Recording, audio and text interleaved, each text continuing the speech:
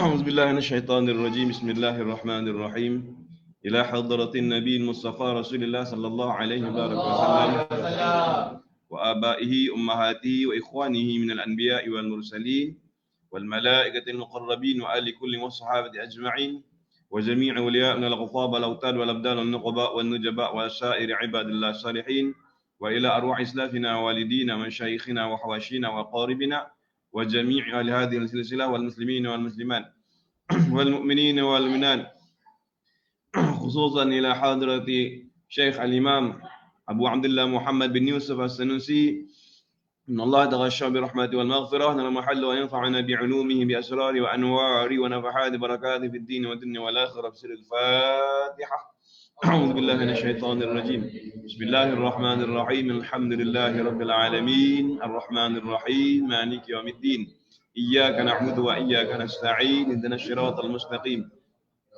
صراط الذين أنعمت عليهم غير المغضوب عليهم ولا الضالين آمين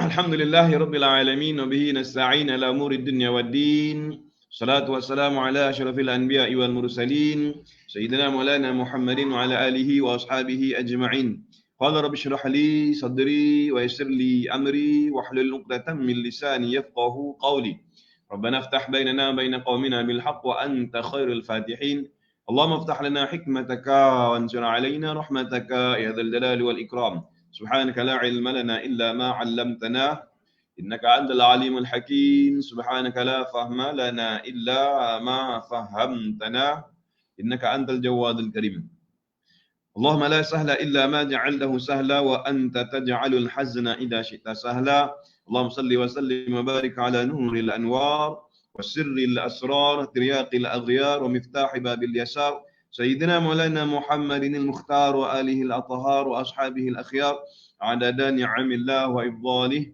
ولا حول ولا قوة إلا بالله العلي العظيم ولا حول ولا قوة إلا بالله العلي العظيم ولا حول ولا قوة إلا بالله العلي العظيم Assalamualaikum warahmatullahi taala wabarakatuh. Waalaikumsalam warahmatullahi wabarakatuh.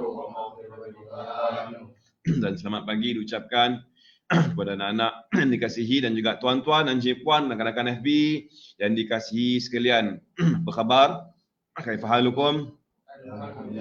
Alhamdulillah. Alhamdulillah, alhamdulillah, syukur kita kepada Allah Subhanahu wa taala kerana kita dikurniakan kesihatan, masih lagi dipanjangkan umur dan usia kita dan kita dapat menyambung sesi pengajian kuliah duha iaitu pengajian ilmu bertauhid menggunakan kitab Matan Ummul Barahin. Dan pada pagi ini insya-Allah tuan-tuan dan encik-puan sekalian dan anak yang kasihi, kita akan membincangkan tentang satu bahagian hukum yang sangat penting yang adalah merupakan daripada bahagian yang untuk kita nak memahamkan tentang akidah, iaitu hukum adat. Dan sebelum kita meneruskan sesi perbincangan pada pagi ini, tuan-tuan dan encik-puan dan anak-anak sekalian, apa kata jom sama-sama kita berselawat kata Nabi Muhammad sallallahu alaihi wasallam dengan harapan dan doa agar Allah Subhanahu wa taala melapangkan dada kita, Allah Subhanahu wa taala mempermudahkan urusan kita untuk menuntut ilmu serta mendapat kefahaman.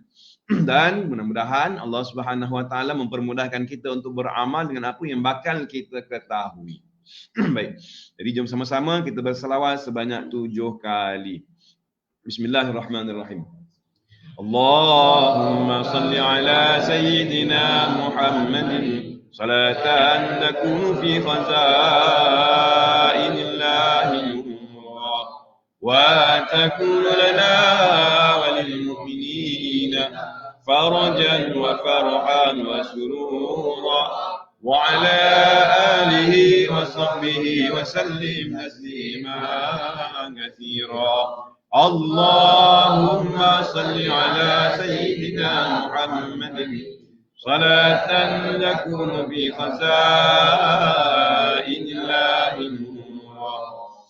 وتكون لنا وللمؤمنين فرجا وفرحا وسرورا وعلى آله وصحبه وسلم تسليما كثيرا اللهم صل على سيدنا محمد صلاة تكون في خزائن الله نورا وتكون لنا للمؤمنين فرجا وفرحا وسرورا وعلى آله وصحبه وسلم تسليما كثيرا. اللهم صل على سيدنا محمد صلاة تكون في خزائن الله وتكون لنا وللمؤمنين فرجا وفرحا وسرورا وعلى آله وصحبه وسلم تسليما كثيرا. اللهم صل على سيدنا محمد صلاة تكون في خزائن الله وتكون لنا وللمؤمنين فرجا وفرحا وسرورا وعلى آله وصحبه وسلم تسليما كثيرا. اللهم صل على سيدنا محمد صلاة تكون في خزائن الله وتكون لنا وللمؤمنين فرجا وفرحا وسرورا وعلى آله وصحبه وسلم تسليما كثيرا. اللهم صل على سيدنا محمد صلاة تكون في خزائن الله وتكون لنا وللمؤمنين فرجا وفرحا وسرورا وعلى آله وصحبه وسلم تسليما كثيرا. اللهم صل على سيدنا محمد صلاة تكون في خزائن الله وتكون لنا وللمؤمنين فرجا وفرحا وسرورا وعلى آله وصحبه وسلم تسليما كثيرا. Alhamdulillah, thumma alhamdulillah, masya Allah kana wa ma lam yasha' lam yakun wa la hawla wa la quwwata illa billah. Syukur tuan-tuan dan puan, sekali lagi dapat bersama-sama kita pada pagi ini menyambung sesi pengajian ilmu tauhid berkitab dengan menggunakan kitab Matan Ummul Barahin. Dan pada hari ini dan pagi ini tuan-tuan dan puan, kita akan teruskan perbincangan kita di mana insya-Allah sekali lagi seperti mana telah saya maklumkan pada awal tadi, kita akan membincangkan tentang topik hukum adat. Okey, di mana dia adalah bahagian hukum yang ketiga yang kita akan bahaskan dan dia adalah merupakan perkara yang terpenting untuk kita fahami sebelum daripada kita nak meneruskan ataupun mengenali sifat-sifat Allah Subhanahu Wa Taala. Dan sebelum saya meneruskan sesi pada pagi ini tuan-tuan dan puan, kepada anda yang sedang menonton sesi live pada waktu ini, jika sekiranya suara saya dapat didengari dan gambar dapat dilihat dengan jelas, mohon komen jelas, okey? Dan juga jangan lupa tuan-tuan dan puan untuk kongsikan sesi kita pada pagi ini agar manfaatnya berkembang bukan hanya kepada kita sahaja, bahkan kepada rakan-rakan kita yang lain-lain dalam friend list kita. Baik. Dan sekali lagi tuan-tuan dan puan, insya-Allah kita akan membincangkan tentang hukum adat. Dan sebelum kita meneruskan perbincangan tentang mengenai hukum adat, untuk nak mengulang kaji kembali apa yang telah kita bincangkan sebelum ini, di mana sebelum daripada kita membincangkan tentang hukum adat, kita telah membincangkan yang pertama sekali adalah tentang hukum akal. Dan yang kedua, kita dah bincangkan tentang hukum syarak semalam, okey? Dan pada hari ini insya-Allah kita akan membincangkan tentang hukum adat. Jadi apakah itu hukum akal Suara jelas, cuma gambar kabur gambar kabur disebabkan line ni. Okay. Terima kasih Tuan Khairul Hasan. Tuan Abu Nasir, okey. Jelas dari Kota Damansara, alhamdulillah. Clear. Cik Puan Rashidah, Waalaikumsalam warahmatullahi wabarakatuh. Mari Iqbal Fajrin, alhamdulillah jelas. Okey, alhamdulillah. Puan Nurmadi Aziz. Baik, terima kasih kepada telah merespon. Dan sekali lagi tuan-tuan dan puan, kita akan recap dahulu sebelum kita membincangkan topik pada hari ini. Di mana 2 hari yang lepas kita dah bincangkan tentang pembahagian hukum akal yang 3. Okey, apakah itu hukum akal? Hukum akal, hukum yang di mana akal yang memutuskan hukum tersebut. Okey, ataupun akal yang membuat keputusan. Ataupun nama yang simple ya tuan-tuan dan puan, iaitu logik. Okey, itu hukum akal. Dan hukum akal ada 3 ya. Hukum akal ada 3. Dan sebelum kita meneruskan recap ni tuan-tuan dan puan, sebelum terlupa untuk memperingatkan balik diri saya dan juga tuan-tuan dan puan dan anak sekalian untuk mendapatkan kefahaman yang mendalam tuan-tuan dan puan, kita perlu membuat persediaan.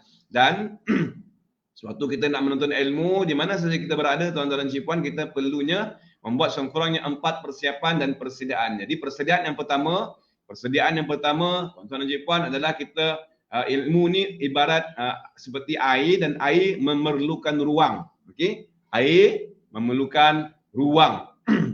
Dan ilmu juga memerlukan ruang untuk menadah, ruang yang untuk menampung ilmu tersebut dalam diri kita. Lalu apakah ruang tersebut ya tuan-tuan dan puan? Iaitu tak lain tak bukan hati kita.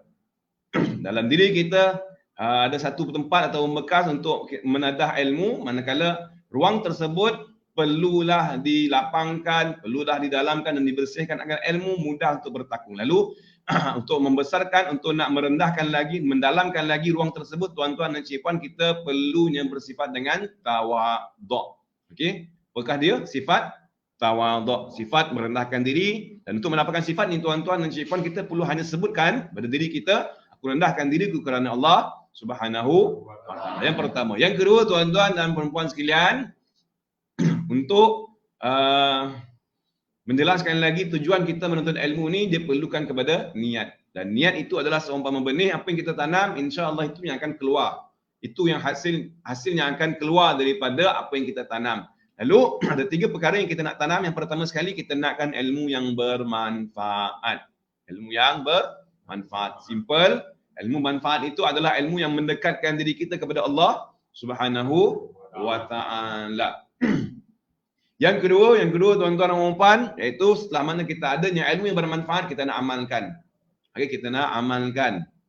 Dan yang ketiga, manfaat daripada ilmu dan amal ni bukan hanya sekadar kita sahaja, bahkan kita nak kembangkan dan kita nak beramal juga. Dengan hadis Nabi SAW di mana baginda telah menjelaskan bahawa sebaik-baik manusia khairun nas anfa'uhum linnas, yang memberikan manfaat kepada yang lain manusia.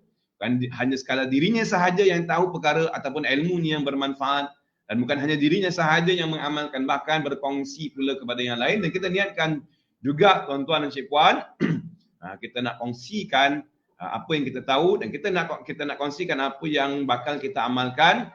InsyaAllah mudah-mudahan manfaat itu berkembang dan semoga kita menjadi orang yang memberikan manfaat kepada yang lain.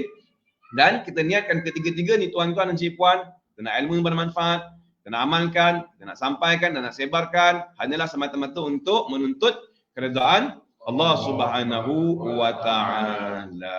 Yang kedua. Yang ketiga tuan-tuan dan puan, untuk memastikan ilmu ni dapat difahami, dapat ditangkap dengan mudah, kita perlukan kepada fikiran yang betul dan sangkaan yang baik. Dan sangkaan ini tadi bermula dengan niat. InsyaAllah apa yang telah kita niatkan tadi kita kekalkan dan kita jadikan sebagai sangkaan, dan insya-Allah itu yang akan kita dapat, dan mudah-mudahan kita akan mendapat apa yang telah kita niatkan dan kita sangkakan, insya-Allah. Allahumma amin ya rabbal alamin. Dan seterusnya yang keempat tuan-tuan dan puan, sama-sama kita berdoa pada Allah Subhanahu wa taala agar Allah Subhanahu wa taala menambahkan lagi ilmu yang bermanfaat buat kita semua, buat anda yang sedang bersama-sama, anak-anak, dan kepada tuan-tuan dan puan yang sedang bersama-sama dalam sesi live pada pagi ini, dan juga kepada sekalian ahli keluarga kita yang tercinta tuan-tuan dan puan, agar Allah Subhanahu wa taala menambahkan lagi ilmu yang bermanfaat dan merezekikan kefahaman serta menghubungkan kita semua tuan-tuan dan cik-puan dengan orang-orang yang soleh agar kita terangsang, kita terinspirasi untuk melakukan amal, perbuatan, suatu urusan yang baik dan yang soleh dan yang memberikan manfaat di sisi hamba-hamba Allah Subhanahu wa taala, terutamanya kepada umat Nabi Muhammad sallallahu alaihi wasallam. Allahumma amin amin ya rabbal alamin. Alhamdulillah. Jadi sekali lagi tuan-tuan dan cik-puan, ya, apa yang kita isi dalam diri kita itu akan menentukan nilai diri kita. Seumpama contoh macam botol air inilah. Ya, apa yang kita isi dalam botol air ini dia akan menaikkan nilai botol ni. Botol ni contohnya harganya RM10 tuan-tuan dan cik-puan. Kalau kita isi air Milo dia akan meningkat lagi harga. Betul? Kalau kita isi air cappuccino, okey, dia akan meningkat lagi dia punya harga dia. Dan kalau kita isi air tongkat ali dan apa saja air-air yang agak bernilai lah, ataupun kita isi air Starbucks dalam ni kan. Okey, air Starbucks insya-Allah dia akan meningkatlah. Cuma bagi orang yang tahulah. Orang yang tahu air itu, air isi dalam ni adalah isi yang bernilai dan setiap isi yang bernilai ni tuan-tuan dan cik-puan dia mempunyai rasa. Kenapa dia bernilai? Sebab dia mempunyai rasa yang berbeza. Dan jika sekiranya kita isi dalam botol ni tuan-tuan dan cik-puan air longkang ataupun air yang tak bernilai, okey, insya-Allah dia akan tidak bernilai. Walaupun botol ni dia bernilai, tak ada orang yang akan nak tuan-tuan dan cik-puan. Demikian juga diri kita. Apa yang kita isi dalam diri kita akan menentukan nilai diri kita di sisi manusia, bukan hanya di sisi manusia, bahkan di sisi Allah Subhanahu wa taala juga. Baik.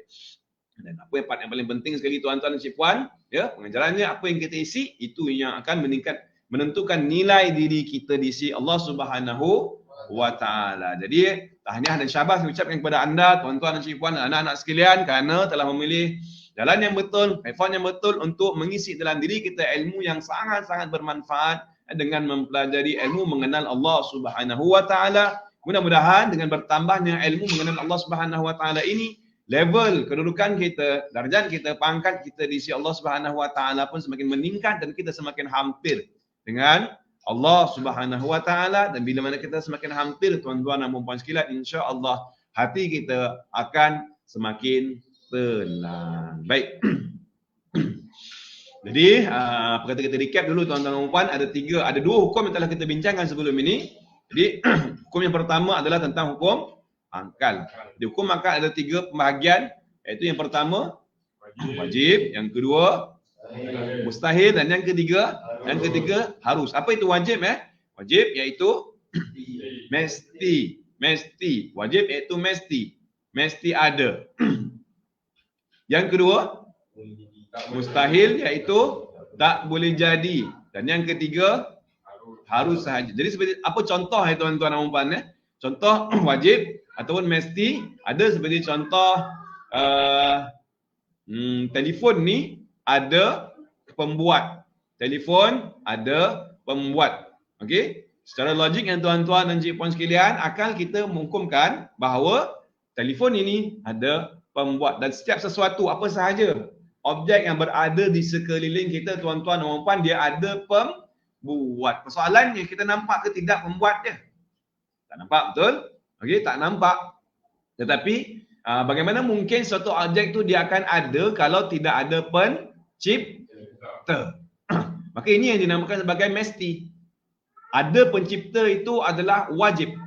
Pada logik akal kita mesti ada pencipta, dia tak boleh jadi sama sekali telefon ni dia ada dengan sendirinya dan tak boleh jadi, tu nama dia adalah mustahil. Okey, mustahil. Nampak? Itu hukum akal. Simple. Demikian juga bila mana kita membincangkan nanti tentang sifat Allah Subhanahu wa taala, bila kita melihat kepada alam ini, maka alam ini ada pencipta. Tinggal lagi, apakah kita nampak pencipta tersebut?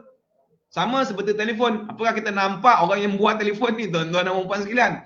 Tak nampak. Tapi kewujudan pencipta telefon ada ke tak ada? Mesti ada. Tak boleh jadi dia ada dengan sendirinya. Okey, itu wajib yang dinamakan sebagai wajib nazari. Wajib yang memerlukan dalil. Dia tunjukkan kepada anda dalil adanya pencipta. Dan kita tak nampak pun pencipta, betul? Kita tak dapat lihat pencipta, tetapi mesti kena ada pencipta. Sama juga bila mana nanti kita membincangkan tentang sifat-sifat Allah Subhanahu Wa Taala, dan setiap perbincangan ni tuan-tuan dan puan-puan sekalian, kita membincangkan sesuatu yang kita tak nampak. Walaupun tidak nampak, namun ada kesan peninggalan yang membuktikan bahawa setiap sifat yang kita bincangkan itu ada pada pencipta alam ini. Baik. Okey. Itu wajib yang dinamakan sebagai wajib nazari, mustahil nazari, dan kemudian harus, dan contoh harus seperti apa tuan-tuan cik puan, pergerakan telefon ni tadilah. Okey, sama ada dia bergerak ataupun dia diam. Okey. Sebelum daripada dia ada, harus sahaja telefon ni dia nak ada ataupun tak ada. Okey. Dan setelah dia ada, dia mesti ada lah. Bila mana dia dah ada, dia mesti ada pencipta. Jadi harus tadi sebelum dia ada, sama ada telefon ni nak ada ataupun tak ada, harus sahaja wujudan dia ada dan tiada. Tapi sebelum dia tak ada, dia tak ada lah. Dia mesti tak ada. Okey? Dia masih lagi belum wujud. Kemudian bila mana dia dah ada, okey, baru dia mesti ada. Sebelum dia ada tu dia tak ada lah, mesti tak ada. Okey? Dan antara dia nak ada dengan tak ada tu, antara dia nak diciptakan dengan tak diciptakan, itu dia berada pada tengah-tengah sahaja. Okey, bila mana dia dah dibuat, maka barulah dia ni mesti ada. Sebelum ni dia mesti tak ada. Okay, sementara dia nak ada tu, sementara sama ada dia nak ada ataupun tak ada selama-lamanya, itu dipanggil harus sahaja. Jelas Baik, itu hukum akal yang 3 tuan-tuan dan cik puan. Dia ada hukum akal yang perlu fikir panjang, ada hukum akal yang perlu memerlukan dalil. Kita kena ada kenyataan untuk menerimanya dalam dan dijadikan sebagai pendirian dan pegangan kita. Baik. Dan hukum akal ini sangat penting tuan-tuan dan cik puan kerana dia membentuk pendirian dan pegangan.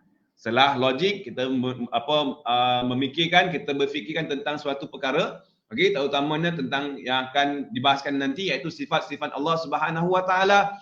InsyaAllah, di akhirnya barulah kita akan membuat satu keputusan yang sangat kuat, yang sangat mantap, yang insyaAllah tidak akan berubah lagi selama-lamanya. InsyaAllah. Baik. Itu hukum akal. Okey, 3. Kemudian semalam kita dah bincangkan tentang hukum syarak yang 5. Okay? Hukum syarak iaitu hukum taklifi. Bahagian yang pertama daripada hukum syarak. Hukum taklifi, hukum wadhi'i kita tak bincangkan kerana perbincangan dan lebih lanjut itu dalam ilmu fiqh. Okay? Baik. Jadi hukum taklifi yang 5 ni pertama apa Yang pertama iaitu wajib. Yang kedua sunat. Yang ketiga haram. Yang keempat makruh. Dan yang kelima harus. Apa itu wajib Wajib pada syarak iaitu simple, buat dapat pahala, tinggal berdosa dan ada janjian seksa. Yang kedua sunat, buat dapat pahala, tinggal tidak berdosa tapi rugi. Itu sunat. Yang ketiga haram iaitu buat berdosa, tinggalkan kerana Allah Subhanahu Wa Taala dapat pahala. Yang keempat makruh iaitu buat tak berdosa, tak dapat pahala, tinggal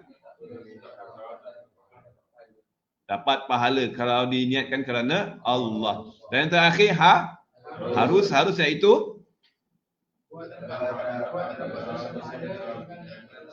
buat tak dapat pahala, tak dapat dosa, tinggal pun tak dapat pahala, tak dapat dosa. Kesimpulannya tuan-tuan dan cik puan sekalian, hukum syarak ni dia berkait dengan perbuatan. Buat tadi kan? Dan anak-anak telah recap, excellent. Okay. Buat hukum syarak dia berkait dengan perbuatan, hukum akal dia berkait dengan akal yang menghukumkan. Manakala syarak ini Allah Ta'ala yang menghukumkan, yang membuat hukuman tersebut, yang membuat undang-undang dan peraturan agar kita lakukan. Ada perintah, ada larangan dan ada pilihan. Perintah ada 2, perintah dan suruhan itu ada 2. Wajib dengan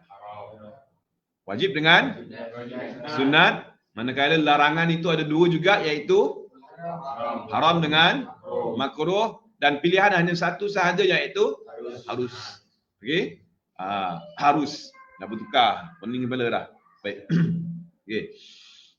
Sekali lagi, again tuan-tuan dan puan, suruhan ataupun perintah Allah Ta'ala yang wajib, yang sunat, ada 2 perintah, yang wajib dan sunat, larangan ada 2, iaitu yang haram dengan yang makruh, manakala pilihan itu harus sahaja. Baik. Jadi 5 ni kita dah bincangkan semalam, dan pada pagi ini tuan-tuan dan cikgu, insya-Allah kita akan membincangkan satu lagi hukum yang sangat penting, dan kebanyakan bila mana kita tidak memahami hukum yang ketiga ni tuan-tuan dan cikgu, insya-Allah kita akan bertukar dengan hukum akal. Okey, sekali lagi saya ulang. Kebanyakan bila mana kita keliru ataupun kita tak faham tentang perkara yang berkait rapat dengan hukum yang ketiga ini, iaitu hukum adat, insya-Allah kita akan keliru dan kita akan confuse tuan-tuan dan puan-puan, sama kan keliru dan confuse ini dengan hukum akal. Bagaimana insya-Allah di akhir nanti saya akan jelaskan kepada anda. Baik. Kita nak kongsikan dulu definisi hukum akal hukum adat. Saya kongsikan kepada anda tuan-tuan dan puan sedikit nota, dan hukum adat ini tidak ada dalam kitab Matan Ummul Barahin. Kenapa? Sebab seperti yang telah saya kongsikan kepada anda semalam, okey. Imam Syekh As-Sanusi, kitab ni bila dinamakan sebagai matan, maka matan ini dia punya ringkasan sahaja. Ya. Anda boleh cari tuan-tuan dan puan penjelasan tentang hukum adat, tapi kalau anda type dalam Google adat ni, dia akan keluar adat pepatih ataupun adat temenggung, ya. Kalau anda nak search dalam Google, anda typekan hukum adi. Ada al-musrafi sebelum A, kemudian DI, adi. Adi, apa maksud adi? Kita tengok, anda lihat di paparan saya kongsikan pada sekarang ni. Okey. Boleh nampak dengan jelas ke?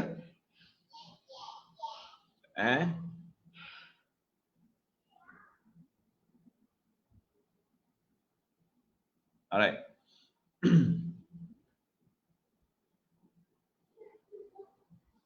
Jadi artikel ni saya dapatkan melalui di slideshare.net. Anda boleh carilah. Jom kita nak bincangkan. Yang pertama sekali adalah berkenaan tentang definisi hukum adat. Apa itu pengertian hukum dan adat, adi ataupun adat. Jadi katanya di sini adalah hukum adat adalah menetapkan keterkaitan suatu perkara atas suatu perkara lainnya atau menafikannya kerana disebabkan kejadian berulang-ulang, yakni sudah biasa dan sah bersalahan antara kedua perkara itu, serta tidak ada hubungan salah satu dengan yang lainnya. Boleh juga hukum adat ini disebut sebagai hukum sebab akibat. Hukum sebab akibat, cause and effect, cause and effect. Baik. Seringkasnya tuan-tuan dan puan, adat itu adalah kebiasaan. Hukum adalah menetapkan atau menafikan. Itu hukum. Okey? Hukum, sekali lagi, menetapkan atau menafikan suatu ketetapan ataupun suatu penolakan dinamakan sebagai hukum. Manakala adi itu apa? Itu adat ataupun adat. Adat ini adalah kebiasaan. Okey? Adat adalah kebiasaan, perkara yang biasa, yang berlaku secara berulang-ulang. Dan dia ada, dia ada 3 poin tuan-tuan dan puan, ya. Ada 3 poin. Poin yang pertama sekali, ketetapan hukum adat ini dia berlaku dengan sebab berulang-ulang. Okey? Dia berlaku dengan sebab dia diputuskan dengan pengulangan. Maksud dia, sebab tu dia berlaku berulang-ulang dan akibat ataupun yang terhasil daripada sesuatu itu pun berulang-ulang. Seperti contoh tuan-tuan dan puan, ya. Seperti kita makan. Bila makan, kenyang. Bila makan, kesan dia adalah kenyang. Nampak? Akibat dia ataupun kesan dia daripada kita makan kenyang. Dan perkara ni berapa kali dia berlaku tuan-tuan dan puan? Bukan sekali, bukan 2 kali, tapi berulang. Nampak tak? Itu poin dia. Jadi poin yang pertama sekali, dia berlaku berulang-ulang dan hasil yang sama. Makan, bila perut lapar, kita makan, kemudian ada kenyang. Kesan.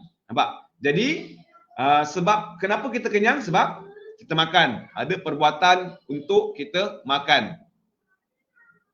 Kita cari makanan, ataupun kalau makanan tak ada, kita pergi beli, ataupun kita masak. Dah siap masak, kita makan. Bukan hanya semata-mata makanan lah. Ada perbuatan memasukkan makanan tu dalam mulut kita dan kita kunyah dan makanan tu dia akan turun ke dalam perut dan bila mana perut yang kosong tadi itu, yang mana kalau perut kosong kan dia jadi lapar lah. Bila perut yang kosong tu telah terisi, maka hilang ruang kosong dan perut kita akan jadi kenyang. Nampak tak? Setiap perbuatan dan dia ada kesan, maka ini yang dipanggil sebagai kebiasaan dan dia berulang. Dia berlaku secara berulang-ulang. Ini dipanggil kebiasaan ataupun ini ini poin yang pertama tuan-tuan dan puan. Okey. Yang kedua, walaupun dia berlaku secara berulang-ulang tuan-tuan dan puan, okey, sah bersalahan.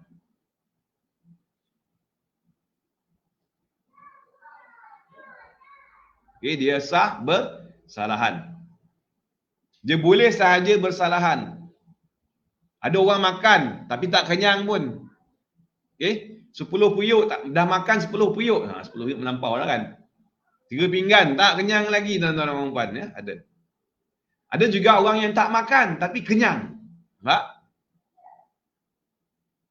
Dia sah bersalahan. Walaupun pada kebiasaannya makan baru kenyang, tetapi ada juga yang tak makan tetapi kenyang. Nampak tak? Itu sah bersalahan. Ini hukum adat. Walaupun dia berlaku secara ulang, keputusan tu diputuskan berdasarkan kepada pengulangan, okey, suatu perkara tu. Namun sah bersalahan. Dan poin yang ketiga di sini, okey, poin yang ketiga di sini tidak ada hubungan salah satu dengan yang lainnya. Tak ada kaitan langsung antara makan dengan apa ni, hubungan macam mana ya? Hubungan, maksud hubungan ni kesan yang sebenar lah. Akibat yang sebenar. Secara hakikatnya, sebenarnya kedua-dua tu tidak ada kaitan. Secara hakikat.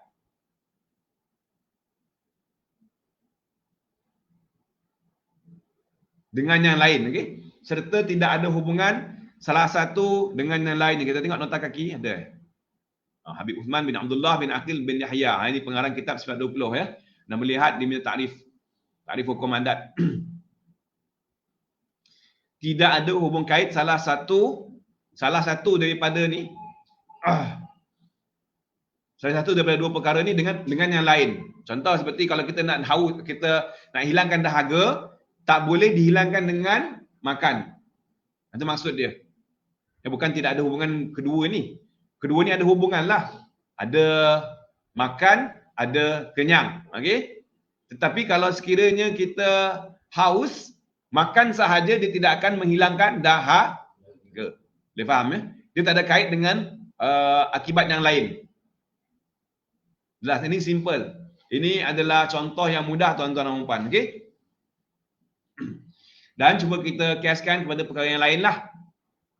Di sini dia buat contoh seperti merokok. Akan menimbulkan penyakit kanker hati ya. Kanser hati. Maka sebaiknya tidak merokok. Sempat ada kempen kan. Atau apabila terlalu banyak makan sambal akan menimbulkan sakit perut. Maka janganlah terlalu sering makan sambal dan lain. Baik. Itu definisi tuan-tuan dan puan ya. Ini definisi tentang hukum akal. Baik, kita skip ya. Kita nak bincangkan secara sebentar lalu. Dan pembahagian hukum adat ini. Bukan hukum akal, hukum adat. Dan pembahagian hukum adat ini ada 4 macam. Ini dari sudut hubung kait. Dari sudut hubung kaitnya ada 4 ya. Ada berapa? Ada 4. Keterkaitan hukum adat ini dia ada 4.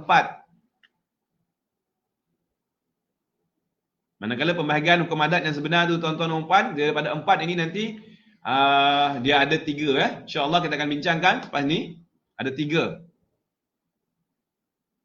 Yang ni dari segi keterkaitan ataupun ikatannya. Ikatan sebab hukum adat tu dia ada 4. Ikatan sebab. Adapun hukum adat itu, hukum adat secara pembahagiannya ada 3. Baik. Jadi apa keterkaitan hukum adat ini yang 4 ini Yang pertama kita tengok yang pertama sekali kata dia, yang pertama iaitu keterkaitan adanya suatu perkara dengan adanya suatu perkara. Ada dengan ada. Ikatan ada dengan ada. Boleh nampak dengan jelas Tulisannya agak kecil sikit kan, saya tak dapat nak zoom lagi. Ni saya ambil daripada website site share, okey. Keterkaitan adanya suatu perkara dengan adanya suatu perkara, iaitu kait ada dengan ada. Misalnya contoh dia kata ada terasa kenyang sebab adanya makanan dalam perut. Ini contoh yang telah kita bincangkan tadilah.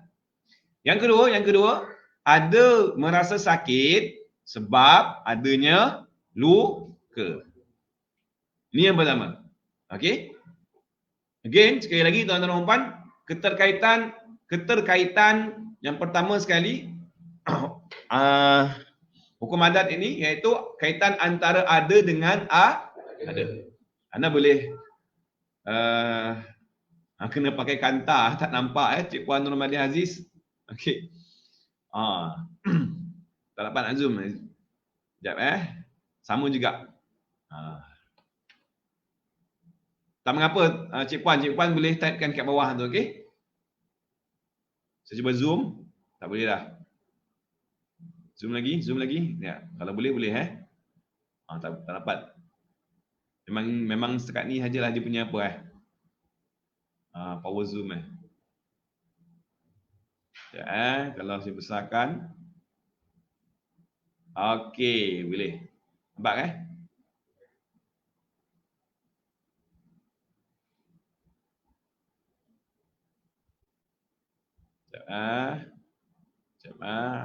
kita nak bincangkan ni. Yang penting Besarkan lagi tak? Boleh besarkan lagi? Memang sekat tu saja.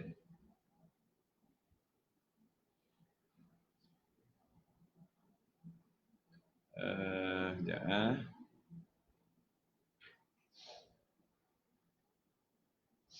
Okey. Jelas ke? Masih lagi tak jelas kan? Kena pakai kanta lah. Baik, tak apalah pakai kanta lah. Ada anak apa? Boleh typekan. Rakan-rakan yang boleh komen kat ruang komen bawah tu pembahagian hukum adat untuk membantu rakan-rakan kita yang lain mencatat nota, okey. Mudah-mudahan anda juga dimudahkan urusan Allah Subhanahu Wa Taala untuk menafikan kefahaman. Baik, Allahumma amin amin ya rabbal alamin. Sekali lagi tuan-tuan dan puan Yang pertama makna keterkaitan pembahagian hukum adat dari segi keterkaitannya. Yang pertama ada dengan ada. Yang kedua tuan-tuan dan puan, keterkaitan tidak adanya suatu perkara dengan tidak adanya suatu perkara. Perkara yang pertama ni dipanggil sebagai sebab tuan-tuan dan puan Perkara yang kedua tu yang dikata suatu perkara tu ini. Baik saya tunjukkan. Ini perkara yang pertama yang dia jelaskan di sini yang maksudnya keterkaitan tidak adanya suatu perkara. Suatu perkara tu maksudnya sebab. Boleh Ini sama juga seperti di atas tadilah. Tidak adanya suatu perkara iaitu sebab. Anda boleh catatkan nota kaki di bawah iaitu suatu perkara itu adalah sebab dengan tidak adanya suatu perkara. Kesan. Perkara yang pertama apa tuan-tuan dan puan? Sekali lagi. Sebab. Perkara yang kedua? Kesan. Alright, sama juga keterkaitan yang pertama tadi. Yang pertama ada dengan ada. Ada dengan maksud ada dengan ada ni apa? Ada yang pertama ni ada apa? Ada sebab. Yang ada yang kedua ini ada kesan. Okey? Ada sebab, ada kesan. Yang kedua ni tiada sebab dengan tiada kesan.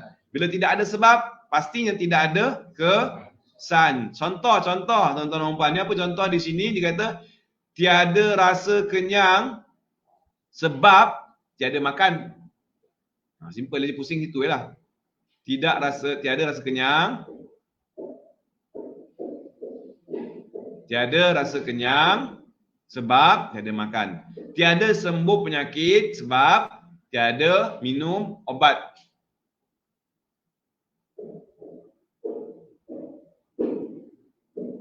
Kadang-kadang insya-Allah nanti tuan-tuan dan puan saya akan kongsikan kepada anda gambar rajah. Betul minda. keterkaitan. Hukum adat dari segi keterkaitanan antara sebab dengan kesan. Okey. Baik. Itu yang kedua. Boleh ke boleh? Boleh. Jelas ya? Baik, yang ketiga tuan-tuan dan puan, keterkaitan ataupun kaitan adanya suatu perkara, iaitu perkara yang pertama ni apa? Sebab dengan tidak adanya suatu perkara. Suatu perkara ni apa? Yang kedua? Kesan. Ingat ya? Hukum adat adalah sebab dan kesan. Sebab dan kesan. Dan dia sangat penting tuan-tuan dan puan ya. Sangat penting kita kena faham ni kerana dia juga mempunyai kaitan dengan akidah pendirian kita. Kalau di sini kita dah faham, kita dah clear, kita dah jelas, insya-Allah kita punya pendirian pun akan semakin mengikut landasan syarak seperti apa yang digariskan. Okey, baru kita tak lari. Yang ketiga, sekali lagi, ada dengan tiada. Jadi, kesimpulan yang ketiga ni ada dengan tiada, iaitu ada sebab dengan tiada kesan. Sebab ada, tapi kesan tak ada. Contoh misalnya, ada dingin, ada kesan dingin. Ini kesan lah dulu. Dia buat contoh ada kesan yang ketiga ni ada kesan dulu. Ada yang pertama tu kesan dengan tiada. Tiada tu sebab. Ada kesan dengan sebab tiada. Tiada sebab. Boleh ke boleh Boleh. Boleh faham tak? Okey. Yang pertama ada dengan ada. Ada kenyang, ada kesan dulu. Ada sebab ataupun ada sebab, tak kisahlah mana satu tuan-tuan dan ya.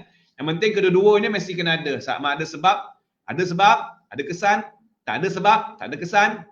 Ataupun boleh saja kita terbalikkan, ada kesan sebab dengan ada sebab, tak ada kesan dengan tak ada sebab. Boleh ke boleh? Faham Dan yang ketiga ni ada sebab ataupun ada kesan dengan tak ada sebab.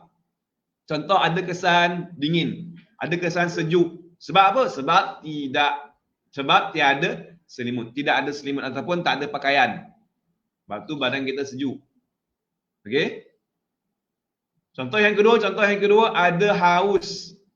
Sebab tiada minuman. Ni dia berpusing yang sebenarnya ni. Sebab dan kesan. Ada dan tiada ni dia berpusing ya. Okey? Ada haus sebab tiada minum. Ataupun ada lapar sebab tiada makanan. Ataupun tiada makan, perbuatan memakan. Makanan saja kalau ada pun tak makan, dia tak kenyang juga kan. Dia tak hilang juga lapar. Makanan dengan perbuatan memakan. Baik. Jelas itu yang ketiga tuan-tuan dan puan. Dan yang keempat keterkaitan tidak adanya suatu perkara dengan adanya suatu perkara. Hubung kait antara tiada dengan ada. Okey? Tiada dengan ada. Contoh, tiada dingin, tak sejuk, tak ada sejuk sebab adanya selimut. Ataupun adanya pakaian. Nampak tak dia pusing kat situ ya? Yang kedua contohnya tiada basah sebab adanya mantel. Apa mantel ni bahasa Indonesia Okey? Mantel apa? Apa? Kain. Mantel, tak kisahlah. Tak basah sebab apa? Sebab ada. Tidak basah sebab ada baju hujan. Mantel baju hujan Masuk mantel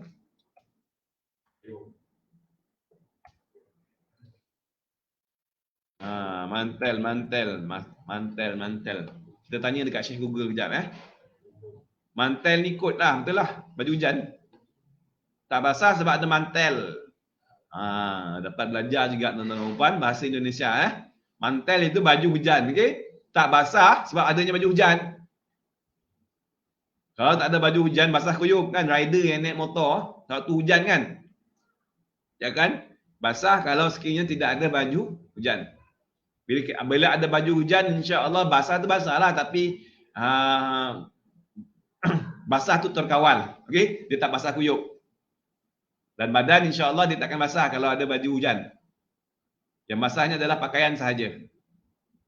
Jelas Jadi dia pusing kat situ ya tuan-tuan dan puan. Ala kulli hal, ada dengan tiada, tiada dengan tiada, ada dengan tiada dengan ada, dia pusing-pusing Pusing-pusing benda yang sama saja. Baik. Ini saya nak kongsikan kepada anda pula. Lagi pembahagian hukum akal dari segi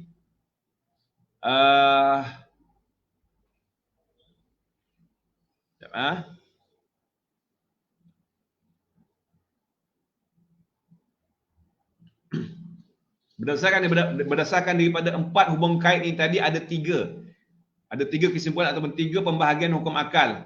Okey, 3 hukum akal.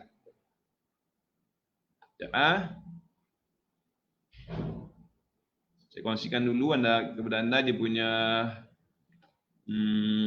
rajah.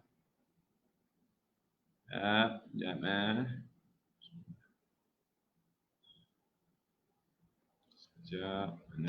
Okey, right.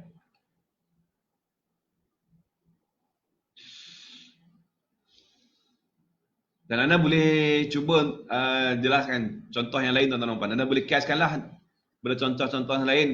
Dan kesimpulannya hukum adat ini adalah hukum kebiasaan. Perkara yang biasa kita lakukan, dia ada sebab dan dia ada kesan. Okey? Dia ada sebab dan dia ada kesan. Alright, sekejap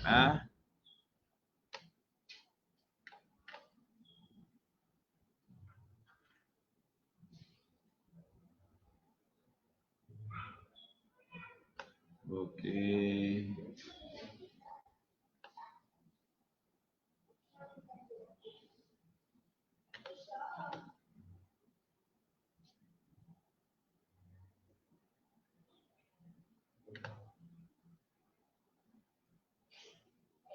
Ya.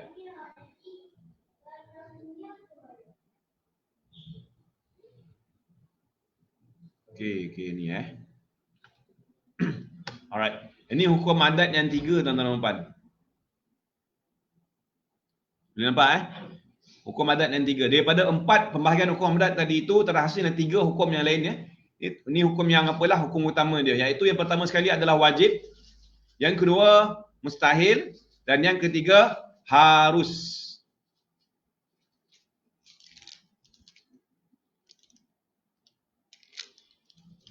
Yang pertama wajib, sekali lagi, yang kedua mustahil dan yang ketiga harus. Wajib pada hukum adat macam mana tuan-tuan dan puan? Wajib iaitu kita makan mesti kenyang. Itu wajib ataupun mesti pada kebiasaan. Jelas Ada makan, bila ada perbuatan memakan, ada makanan dan kita makan, mesti ada kenyang. Itu mesti pada hukum adat. Pada kebiasaan, mesti itu yang berlaku. Pasti itu kesan yang akan terhasil. Bila ada sebab tadi, pasti akan ada kesan. Tapi pasti ni tuan-tuan dan puan, pasti pada hukum adat sahaja. Dari segi kebiasaan saja. Dan ingat lagi definisi hukum adat tadi? Masih ingat ke? Masih ingat? Poin yang kedua? Poin yang pertama tadi dia berlaku secara berulang. Lepas tu poin yang kedua? Yes. Dia sah bercanggah. Ingat tuan-tuan dan puan. Hukum adat sah bercanggah. Tak semestinya ini dia punya sebab dan mesti result dia macam ni. Tak mesti tuan-tuan dan puan. Ingat Dari segi pentakrifan hukum adat tu sendiri, dia boleh sahaja bercanggah. Ingat. Dia bukan mesti. Kalau A tambah B, resultnya mesti C. Contoh. Dia tak mesti. Dia tak secara tepat. Kadang-kadang dia boleh berubah tuan-tuan dan puan. Ini kebiasaan. Jelas Itu hukum adat yang pertama. Mesti. Yang kedua mustahil. Mustahil ni mana kata kalau makan tak kenyang. Mustahil lah makan tak kenyang pula. Dah makan mesti kenyang. Nampak tak? Tapi mustahil pada adat. Ingat, mustahil pada adat. Dari segi kebiasaan, perkara tu mustahil. Dah makan tapi tak kenyang. Okey, dah dapat penawar tapi tak sembuh. Mustahil lah, mustahil pada kebiasaan. Ingat tuan-tuan dan puan. Okey? Jaga je punya ungkapan ni ataupun istilah ni kita kena letakkan dengan betul. Kalau tak letakkan betul, nanti akan berlaku salah faham dan berlaku salah pendirian. Pendirian kita akan tergelincir. Hanya dengan memahami hukum adat dan bagaimana pula hukum adat ni kaitannya dengan hukum makan, insya-Allah saya akan jelaskan sebentar lagi. Alright? Jadi fahamkan betul-betul tuan-tuan dan puan, mustahil di sini adalah mustahil pada adat. Kalau kita makan tak kenyang, bermakna itu mustahil pada adat saja tuan-tuan dan puan. Pada adat saja, pada adat. Kenapa? Mustahil sebab berbalik kepada definisi hukum adat. Poin yang kedua iaitu sah bercanggah. Bermakna sah boleh sahaja dia bercanggah. Boleh jadi sahaja result-nya tak sama. Alright? Dan yang ketiga, tuan-tuan dan puan, yang ketiga, hukum adat yang ketiga iaitu harus. Harus. Boleh nampak ke tulisan warna putih tu Boleh nampak kan? Harus.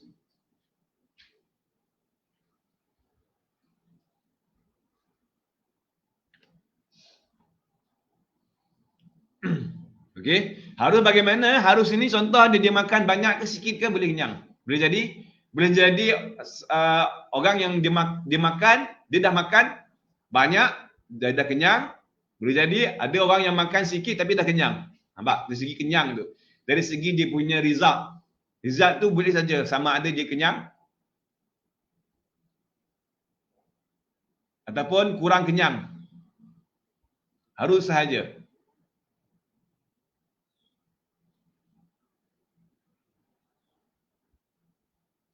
Itu harus pada hukum adat. Ataupun contoh yang lain tuan-tuan dan puan, satu lagi contoh seperti wajib ataupun mesti bila kita tanam satu tanaman, result dia apa Result dia akan keluar buah. Contoh seperti contoh buah pokok durian. Okey, pokok durian berapa tahun tempoh penanaman dia dalam masa 5 ke 7 tahun dia akan berbuah. Betul? 5 dan 7 tahun akan berbuah. Jadi bila kita mulakan penyemaian, semai benih, lepas tu baja, lepas tu tanam, dah mula tanam, dan kita dah jaga, dalam masa 5 tahun insya-Allah dia akan mengeluarkan buah.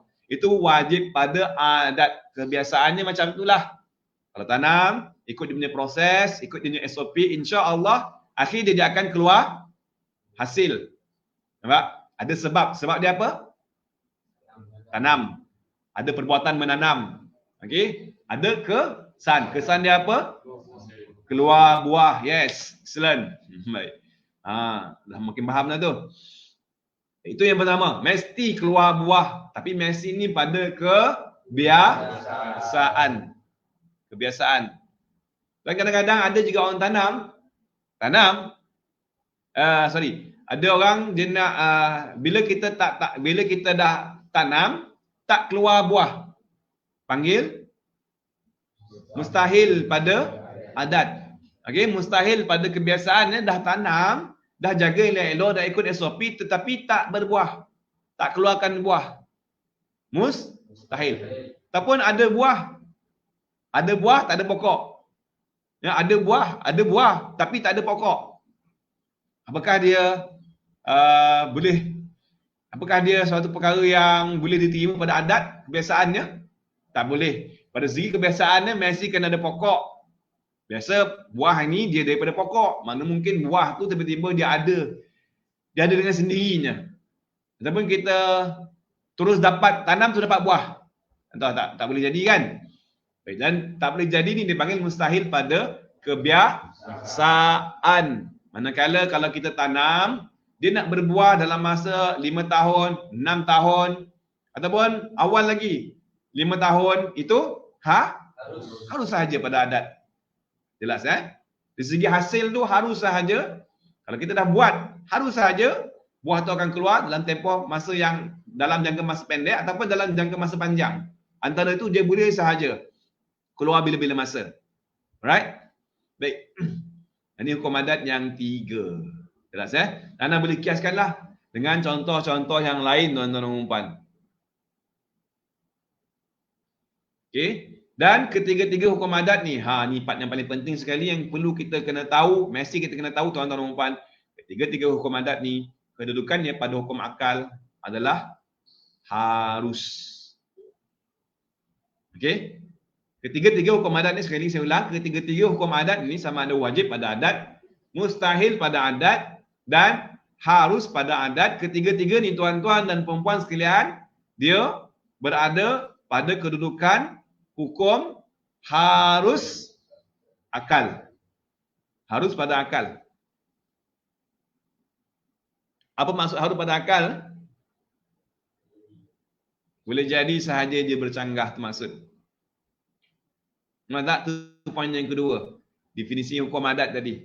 Poin yang kedua iaitu, walaupun dia berlaku secara berulang-ulang, dia ada sebab, dia ada kesan, namun boleh jadi sahaja dia bercanggah. Nampak tak? Boleh jadi bercanggah, itulah harus pada akal. Jadi kalau sekiranya kita berhadapan dengan situasi seseorang yang dah makan tapi tak kenyang, dia adalah harus pada akal, mustahil pada yes.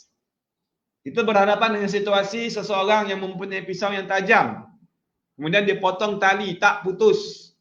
Okey, maka dia adalah harus pada akal, mustahil pada mustahil. Kenapa tak putus? Sedangkan pisau tajam. Kalau pisau tumpul yang cerita, kalau pisau tumpul tu memang mustahil. Kalau pisau tumpul, okey, dia mustahil pada adat. Mustahil pada adat.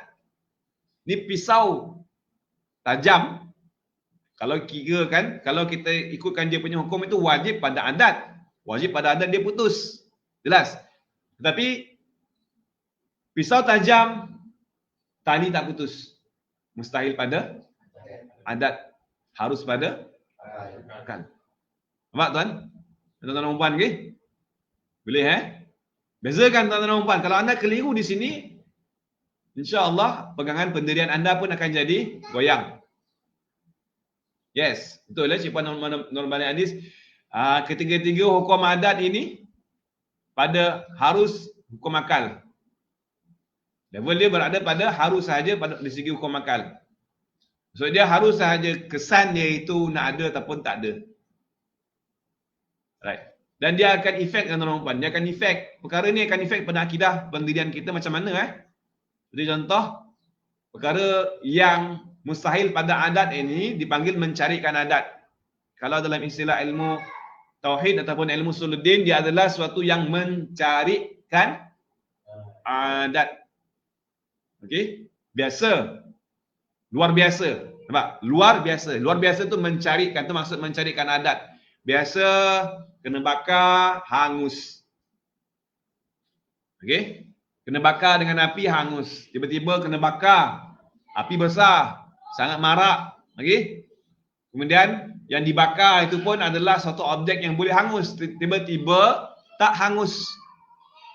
Tak hangus. Ini dipanggil mencarikan adat.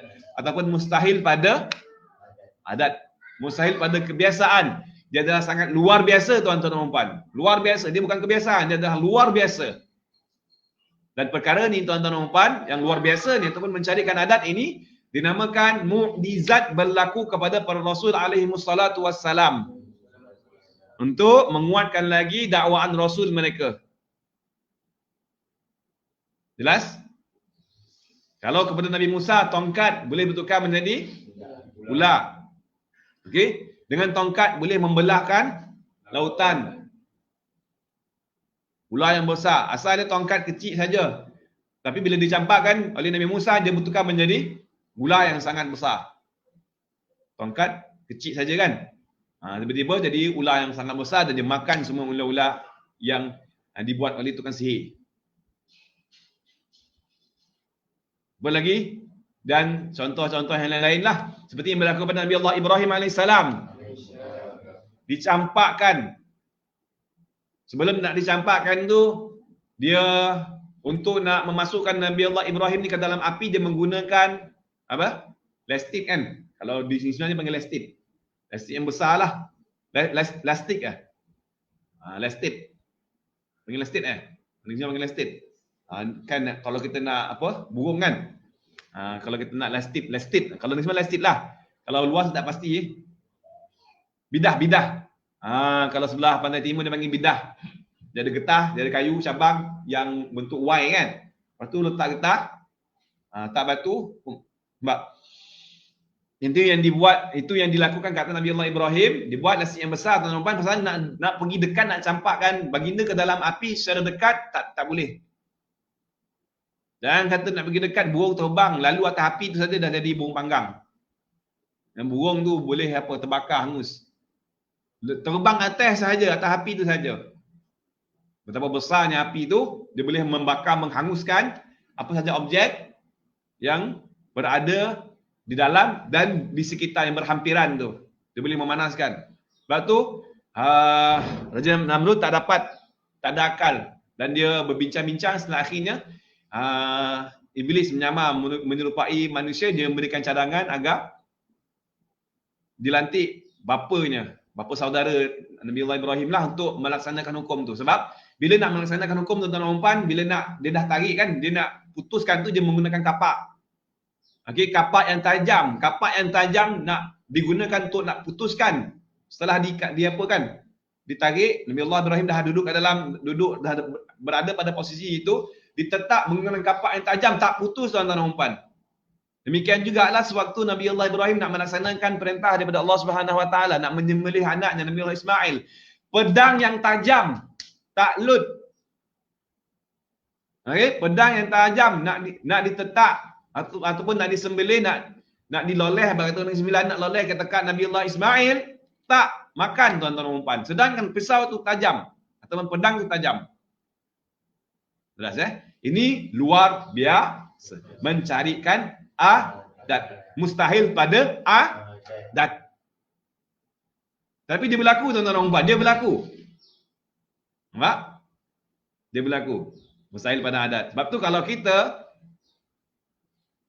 mengatakan bahawa perkara mencarikan adat ni mustahil pada akal, logik tak boleh terima lah logik. Sepatutnya logik dia kena putus.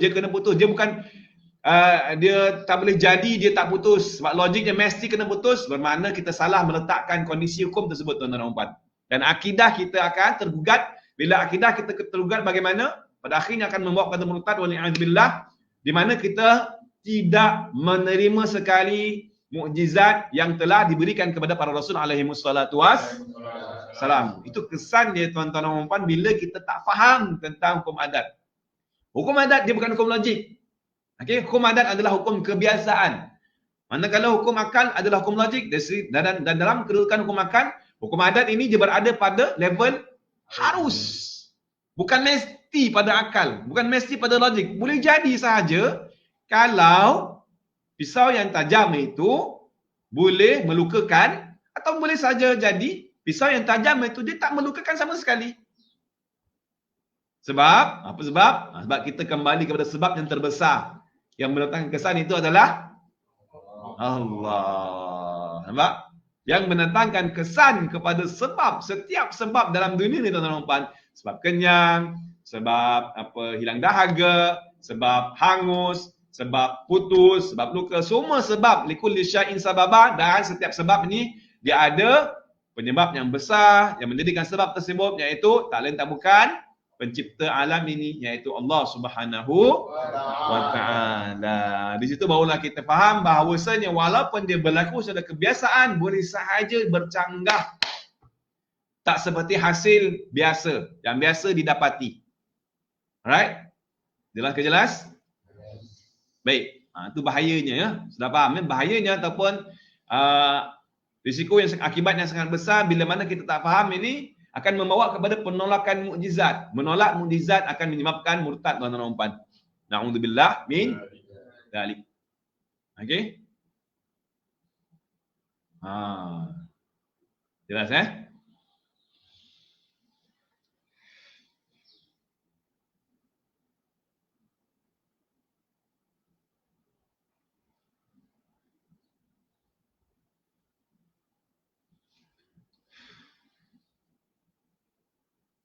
Malaikat lalu apa?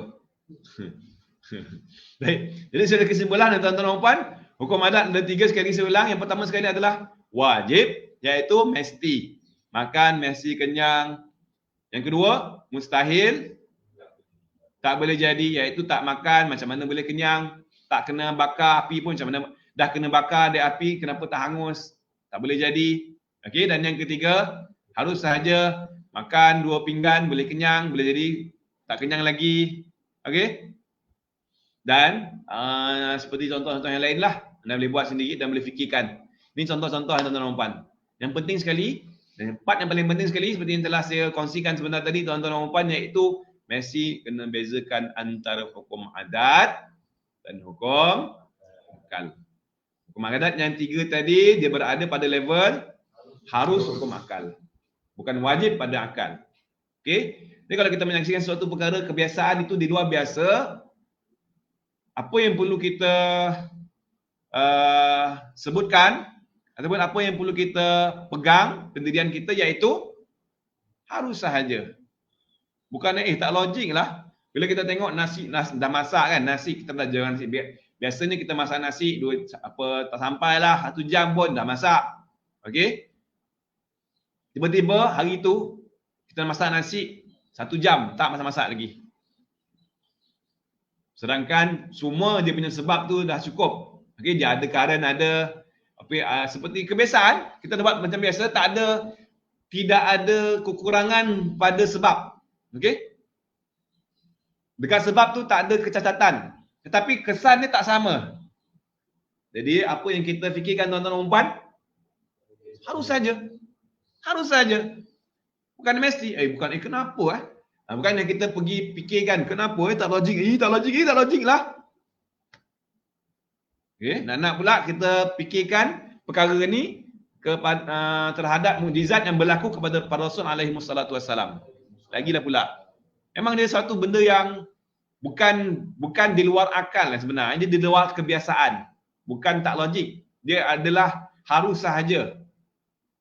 Kalau mengikut hukum logik, dia harus sahaja. Kenapa alasan dia? Sebab yang menjadikan sebab itu, yang mendatangkan kesan itu adalah pencipta. Okey? Dan pencipta dia boleh buat apa sahaja, tuan-tuan dan puan. Sama ada nak menjayakan ataupun nak mendatangkan kesan tersebut ataupun sebaliknya.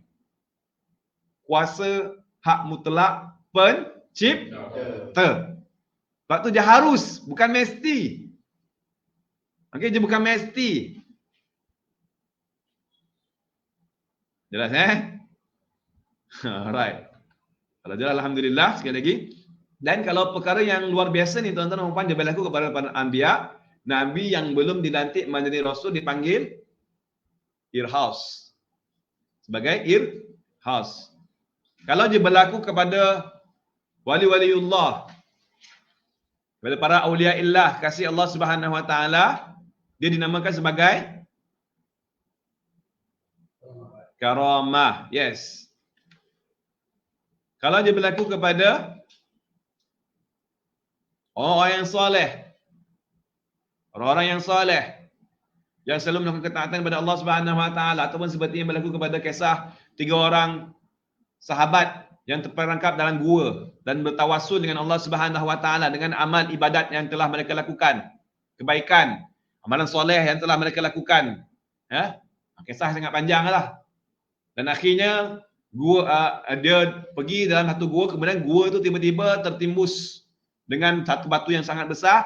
Kemudian ketiga-tiga ni menggunakan dia bertawassul ataupun dia recall balik apa kebaikan yang dia telah buat selama dia hidup, dan kalau sekiranya kebaikan tu diterima oleh Allah Subhanahu wa taala, maka dia mohon agar Allah Taala lepaskan daripada gua tersebut. Ketiga-tiganya, setelah ketiga-tiganya bagi tahu apa dia buat waktu dia hidup, seorang demi seorang, pertama seorang terpecah sikit batu yang hempap, batu yang kedua pun terpecah sikit, dan ketiga akhirnya terbuka. Dan ketiga dia dapat keluar daripada gua tu. Ini dipanggil kalau berlaku perkara yang luar biasa kepada orang yang soleh, dipanggil al-ma'unah. Bukan al-ma'unah yang berapa tahun yang lepas Agak korang masih, anak-anak masih belum ada lagi kot Al-Ma'unah, apa kumpulan yang heboh. Al-Ma'unah kalau tuan-tuan perempuan duduk zaman saya kan, Al-Ma'unah ni tahun 90-an. 90-an. Suatu gerakan yang menentang kerajaan. Gerakan yang menentang kerajaan dipanggil Al-Ma'unah. Bukan itu, bukan gerakan Ma'unah tu. Al-Ma'unah ni adalah pertolongan Allah Subhanahu Wa Ta'ala. Baik. Itu Al-Ma'unah. Kalau berlaku pada orang yang soleh. Kalau dia berlaku kepada tukang sihir, okey, dia dipanggil sebagai sihir. Yes. Kalau perkara yang luar biasa ni berlaku kepada tukang sihir dipanggil sihir. Sihir ni silap mata ya. Dengan menggunakan jin ataupun menggunakan pergerakan-pergerakan yang tertentu. Nama magic show kan? Ada silap mata. Baik. Dan kalau dia berlaku kepada orang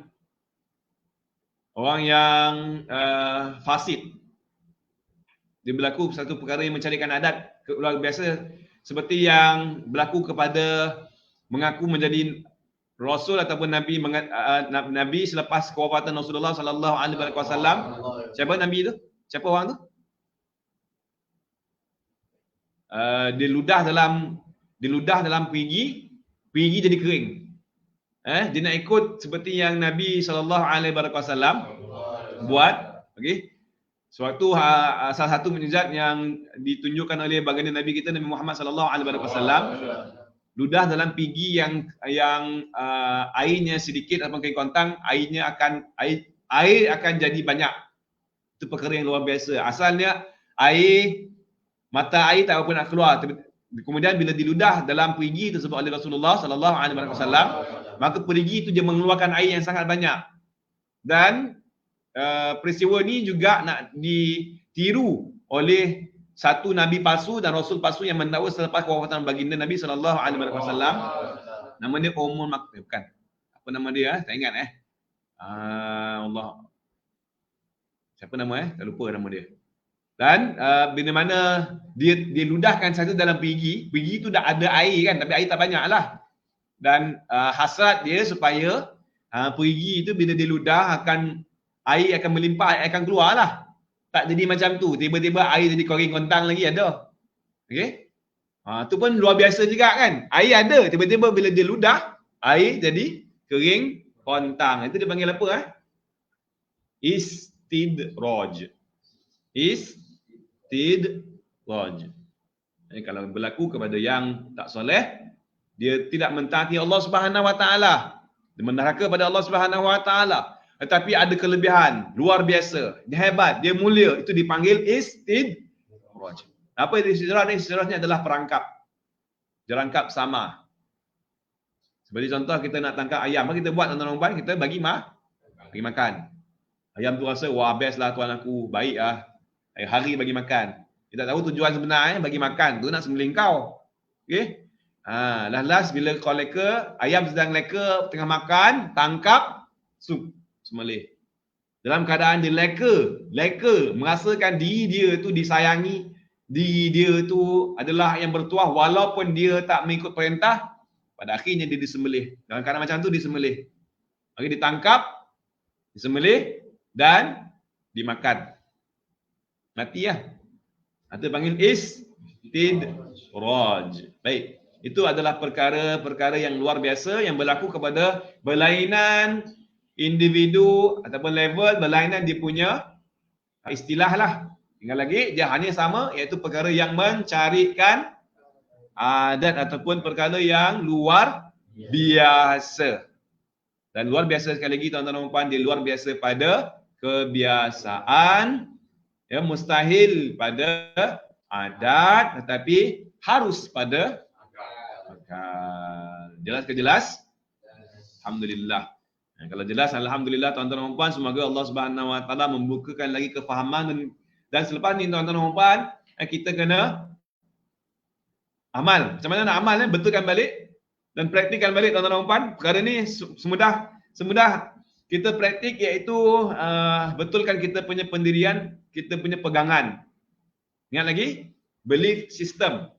Ini adalah sistem kepercayaan. Kalau selama ini kita faham, oh kalau makan ni mesti macam ni. Tak logik kalau dia dah makan dia tak kenyang. Tak logik. Tak logik tu adalah salah sebenarnya. Dia bukan tak logik. Dia harus sahaja.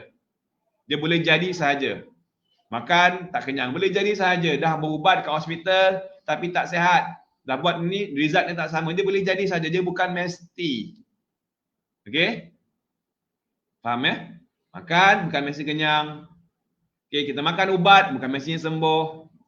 Dan yang paling penting sekali tujuan yang matlamatnya bila kita faham hubung kait antara hukum adat dengan hukum akal, kita lebih jelas lagi tuan-tuan dan puan sebenarnya yang mendatangkan kesan, yang menjadikan sebab itu adalah Allah Subhanahu Wa Taala, dan dia berkuasa untuk mendatangkan apa saja hasil dan keputusan daripada sebab yang kita lakukan. Walaupun kita tidak membuat sebab, Allah Taala boleh sahaja memberikan kesan tanpa sebab.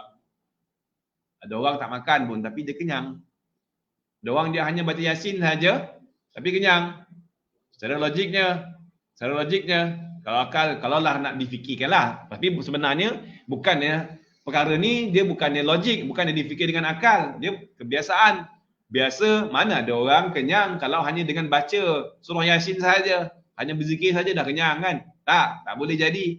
Pada kebiasaan, bukan pada logik. Pada logiknya yang mengenyangkan itu adalah Allah. Yang mengenyangkan itu Allah, dan bila mana yang mengenyangkan itu Allah, walau dengan baca Yasin pun boleh jadi kenyang. Walau dengan zikir pun tak makan boleh jadi kenyang. Nampak tak tuan-tuan dan puan? Kita akan lebih jelas lagi. Ini hukum akal, ini hukum adat. Clear? Ini hukum akal, ini hukum adat. Dan kita akan lebih kuat lagi berpegang. Bila mana kita faham, kita lebih kuat, akan jadi kuat lagi berpegang dengan penyebab yang terbesar, iaitu Allah. Okay, settle lah sudah. Apa lagi kita nak belajar? Kita dah faham dah ni. Dah faham tentang hukum akal, dah faham tentang hukum adat dan pendirian yang sebenarnya macam ni. InsyaAllah selepas ini, apa saja yang kita buat, kesan adalah Allah Subhanahu Wa Taala. Namun, dari sudut ahli sunnah wal jamaah, usaha itu mesti dilakukan. Bukannya bila mana walaupun ya betul tanpa sebab boleh ada kesan, namun dari sudut fahaman Ahlussunnah wal Jamaah,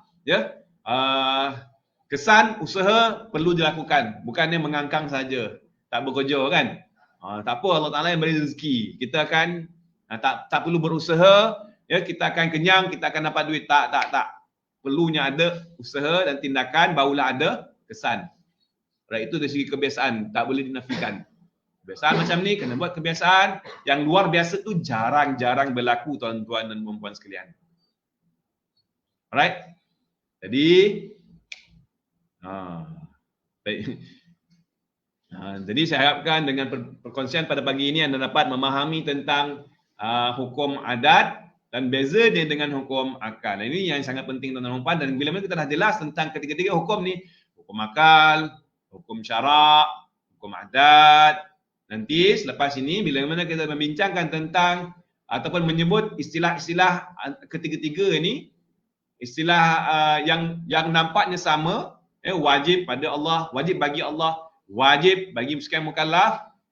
InsyaAllah baru kita akan dapat membezakan apakah wajib pada mukallaf dan apa itu wajib bagi Allah. Baik. Ada apa-apa soalan ke? Pagi ni agak panjang sikit sesi kita Kalau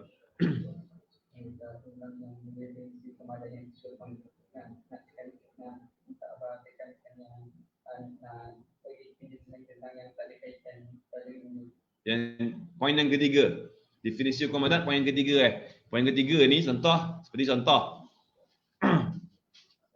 Ada makan, ada kenyang, kan? Yang dimaksudkan tidak ada kaitan dengan perkara yang lain. Kita makan, kesan dia hilang dahaga. Ada kaitan ke? Ada kaitan tak? Tak ada kait kan? Makan dengan hilang dahaga ataupun makanan, bukan makan ubat lah, makan satu benda yang lain, tiba-tiba kita makan nasi tiba-tiba penyakit apa kencing manis sembuh. Contoh, makan nasi je. Ada kaitan ke? Tak ada kaitan. Itu maksud tidak ada kaitan, okey? Ataupun kita bakar api tiba-tiba kenyang. Ada kaitan tak? Itu maksud tak ada kaitan. Boleh Jelas. Dia yang ada kaitan, dikait tu saling ada hubung kait antara kedua-duanya. Sebab ada makan, ada kesan kenyang. Ada kaitan ni saja. Dia tak berkait dengan perkara yang lain, dengan sebab yang lain. Untuk mendapatkan kesan yang lain, dia kena ada sebab yang lain pula. Jelas seperti contoh, kita menuntut ilmu, dapat faham. Contoh kan. Kita menuntut ilmu, dapat faham. Makan saja, dah faham. Ada kaitan? Tak ada kaitan. Nampak? Jadi dia adalah dua perkara yang berkait rapat dan dia tak berkaitan dengan perkara tanpa sebab yang lain. Wallahu a'lam. Ada soalan lagi?